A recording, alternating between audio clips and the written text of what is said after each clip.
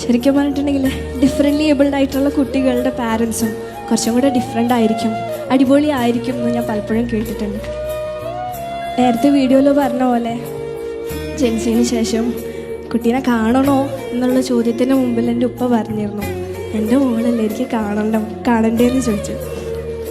ജീവിതം എന്ന് പറഞ്ഞിട്ടുള്ള വലിയ ഭാഗ്യം കിട്ടിയിട്ടുണ്ടെങ്കിലും ജസ്റ്റ് ഇപ്പോൾ മിസ്സായി പോകുമെന്നുള്ളൊരു സിറ്റുവേഷൻ വന്നെങ്കിലും എൻ്റെ ഉപ്പ അവിടെ സ്ട്രോങ് ആയതുകൊണ്ട് എനിക്കിന്ന് ജീവിക്കാൻ പറ്റി.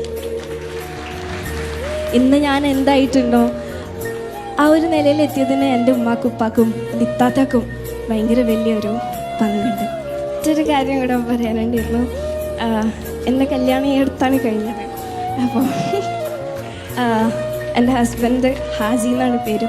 അപ്പം ഞാനിങ്ങളെ ആളോട് ഇടയ്ക്ക് ചോദിക്കും, എനിക്ക് വല്ല കയ്യും കാലും ഉള്ള പെൺകുട്ടീനെ കെട്ടിയപ്പോൾ ഒരു വെറുതെ എന്തിനാ റിസ്ക് എടുത്ത് എന്നെ തന്നെ കെട്ടിയെന്ന് ഞാൻ ചോദിക്കാറുണ്ട്. അപ്പോഴൊക്കെ ഹാജി പറയാറുള്ളത്, എൻ്റെ കൂടെ നിൽക്കുമ്പോൾ എനിക്ക് കയ്യില്ല കാലില്ലെന്നൊന്നും തോന്നാറില്ല. അങ്ങനെ മനസ്സിലാക്കുന്ന ഒരാൾ കിട്ടിയത് വളരെ വലിയൊരു ഭാഗ്യമാണ്, സന്തോഷമാണ്. എൻ്റെ ജീവിതത്തിൽ ഞാൻ ഫേസ് ചെയ്ത എല്ലാ പ്രയാസങ്ങളോടും ഒഴിവാക്കിയ ആളുകളോടും നോവിച്ച മനുഷ്യന്മാരോടും എല്ലാവരോടും സ്നേഹം. കാരണം നിങ്ങളൊക്കെയാണ് എൻ്റെ ഉള്ളിൽ ആ തീ കത്തിച്ചത്.